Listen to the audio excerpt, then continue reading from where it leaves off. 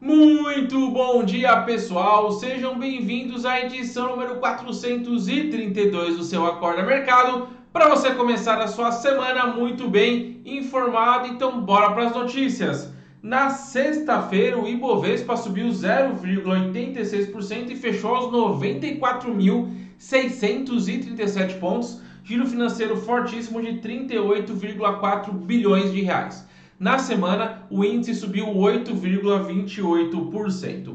E nos destaques, foi a sexta alta consecutiva do índice, puxada mais pelo bom humor externo no exterior, mais precisamente pelos Estados Unidos. Por lá, o payroll surpreendeu positivamente. De acordo com o Departamento do Trabalho dos Estados Unidos, o país criou 2,5 milhões de vagas de trabalho em maio, levando a taxa de desemprego do país para 13,3% de 14,7% em abril, ou seja, isso mesmo, uma queda na taxa de desemprego. Só para você ter uma ideia, os números ficaram muito melhor do que a expectativa. A expectativa era de 7,5 milhões de vagas fechadas e foram 2,5 milhões de vagas criadas. E a taxa de desemprego, a expectativa era de 19,5%, por isso surpreendeu todo o mercado e por aqui não foi diferente.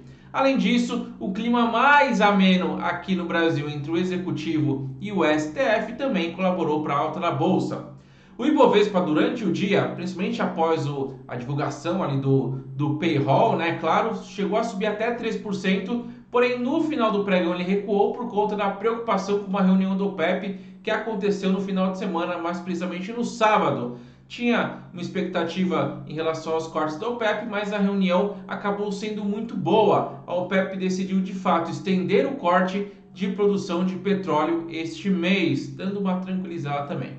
Essa será uma semana reduzida, pois a bolsa ficará fechada na quinta por conta do feriado de Corpus Christi.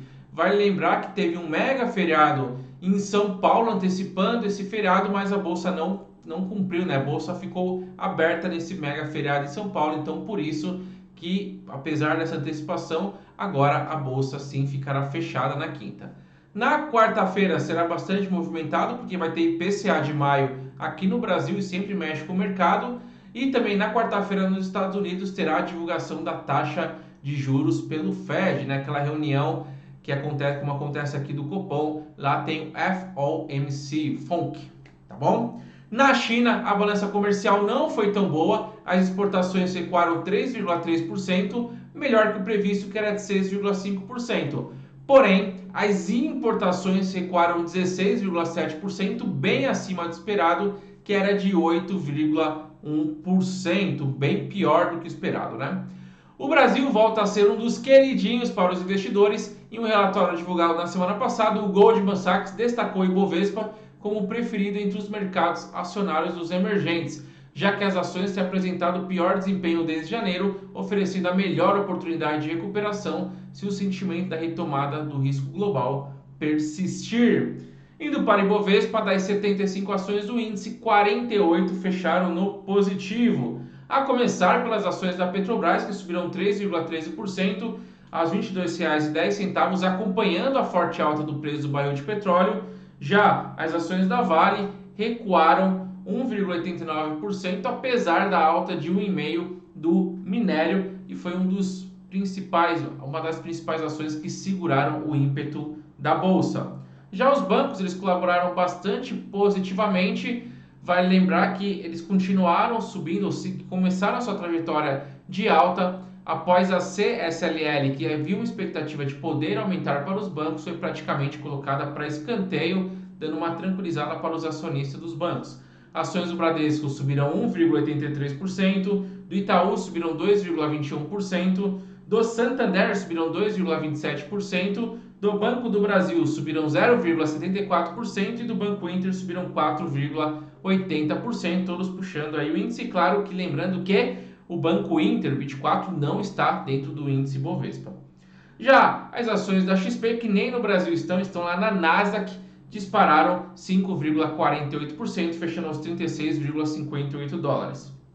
Top 5 da sexta-feira, tivemos a Azul, olha a Azul aí em plena recuperação, voando, né? Voando, meu Deus. você podia passar sem essa, né? Subiram 10,9%, 10,90%. Olha só o gráfico, como vem a recuperação. Essa aqui são as ações da Azul, em cima o Ibovespa. Olha só que as ações da Azul recuou e agora tá voltando, mas assim, ó, muito longe do patamar que estava antes ainda, né? Já as ações da Edux subiram 9,82% e as ações da Gol também voando, subindo 9,74%. Já as maiores baixas foram da TOFS, caindo 4,28%, e depois só a exportadora que sofreram aí com a queda do dólar. Suzano, Marfrig, BR Foods e Klabin, todos caindo ali mais de 3%.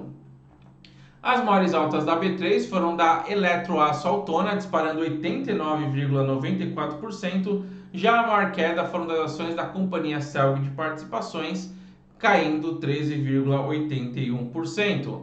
Mais negociadas de Ibovespa, Petro, Vale, Via Varejo, Itaú e Bradesco. A surpresa positiva com o dado de emprego nos Estados Unidos garantiu mais um dia de forte apetite por risco no mundo inteiro. No Brasil, esse movimento levou o dólar abaixo do patamar de R$ 5,00. Sim, chegamos lá. É a primeira vez desde 26 de março e de quebra anotou a maior queda semanal em quase 12 anos. Na semana, a desvalorização do dólar foi de 6,44%. Mas, indo para a sexta, o dólar recuou 2,66% aos R$ 4,99. Na mínima, ele chegou a 4,93, ali quando o Ibovespa estava em 3%. Já o euro recuou 3,35% aos R$ 5,60. O otimismo observado nos mercados de ações e de câmbio também teve um reflexo diferente nos juros futuros. O forte resultado do relatório de emprego nos Estados Unidos colocou dúvidas nos investidores quanto à necessidade de estímulos adicionais e fez com que as taxas futuras fechassem em alta. Olha que interessante, as taxas subiram porque como a economia está se recuperando, o Banco Central pode dar menos estímulos, então os juros sobem. Olha aqui, quanto mais longo é a taxa de juros, então nós temos uma taxa de juros para 2021, que está aqui atrás de mim, e a outra para 2025. E aqui é a queda que ele representou da taxa. Então a taxa para 2021 despencou muito mais que a taxa para 2025. Isso é, a taxa de 2021 é muito mais influenciada pelos cortes na Selic do que 2025, que tem outros fatores a se considerar. Indo para o Tesouro Direto, o IPCA mais 2026 se manteve em IPCA mais 2,70%, também ali no patamar baixo, em comparação com o histórico. Já a LTN 2023 subiu de 4,11% para 4,18%, voltando a subir um pouco. Na agenda hoje teremos a prévia do IPCS às 8 horas, relatório Focus às 8h25 e balança comercial às 15 horas. E agora falando de Estados Unidos, os índices acionários lá de Nova York fecharam em uma alta acentuada após a divulgação dos dados surpreendentemente positivos do mercado de trabalho, como a gente já falou, chamado payroll, muito importante. Com isso, o Dow Jones subiu 3,15%, S&P 500 subiu 2,62%, Nasdaq subiu 2,06%. Na semana, Dow Jones ganhou 6,81%, S&P 500 4,91% e o Nasdaq 3,42%. E falando em Nasdaq, com essa alta, ela está apenas a 4 pontos abaixo da máxima histórica alcançada em fevereiro antes da crise. Olha só, aqui foi quando começou a crise, despencou e olha só onde já está. Isso mesmo, está recuperada da pandemia. As ações das FANGs fecharam em alta, contribuindo para a Nasdaq chegar próximo de um novo recorde. As ações da Alphabet, Google, subindo 1,82%, Netflix subindo 1,27%, Amazon subindo 0,91%, Facebook subindo 1,98% e a Apple subindo 2,85%, disparada que mais subiu entre todos esses papéis das FANGs. Os índices futuros estão em alta, Dow Jones Futuro subindo 0,43%, S&P 500 Futuro subindo 0,31% e Nasdaq Futuro subindo 0,10%. Indo para as Treasuries, a T-Bill para 3 meses se manteve em 0,14%, já a T-Note para 2 anos subiu de 0,20% para 0,21% e a T-Bond para 30 anos subiu de 1,66% para 1,71%. A agenda norte-americana fraquíssima, teremos apenas o dado de tendência de emprego em maio, às 11 horas. As bolsas na Europa abriram sem nenhuma direção definida, o Eurostoxx caindo 0,47, Frankfurt caindo 0,54, Londres subindo 0,07, Paris caindo 0,34, Milão subindo 0,50 e Madrid subindo 0,77. Na Ásia, as bolsas fecharam em alta, com exceção de Hong Kong, que caiu 0,11, já Tóquio subiu em 38, Xangai subiu 0,24 e Seul subiu 0,11%. Falando em petróleo, o petróleo fechou em alta, uma alta forte, o Brent disparou e ultrapassou a barreira dos $40 pela primeira vez desde março. Lembra daquela época que Rússia e Arábia Saudita iniciaram a guerra de preços e que foi o que derrubou todo o mercado de petróleo, né? Agora está se recuperando cada vez mais forte. A commodity ela operou em alta desde o início do pregão, diante dos relatos que a OPEP mais concordaria em prorrogar o corte vigente na produção para dar mais tempo à recuperação da economia, né? A gente viu que no sábado foi confirmado essa continuação dos cortes. Além disso, é claro, os dados do desemprego nos Estados Unidos também influenciaram positivamente, que está mostrando uma recuperação da economia, e quanto mais forte estiver a economia, maior o consumo de petróleo. Então o WTI subiu 5,72% e o Brent subiu 5,77%. Neste momento estão operando em alta, Brent subindo 1,11% e WTI subindo 0,83%. Indo para o VIX, o índice de volatilidade está subindo 1,39% aos 24,86 pontos, mais tranquilo. Se liga só nesta queda do índice, o que é ótimo. O índice do medo, quanto menor, melhor. Aqui ele disparou de fevereiro para março com a pandemia e agora ele tem o que a gente chama um V, né? Um V bem invertido aqui, certo? Ouro, contrato de AZ1D recuou 4,32%.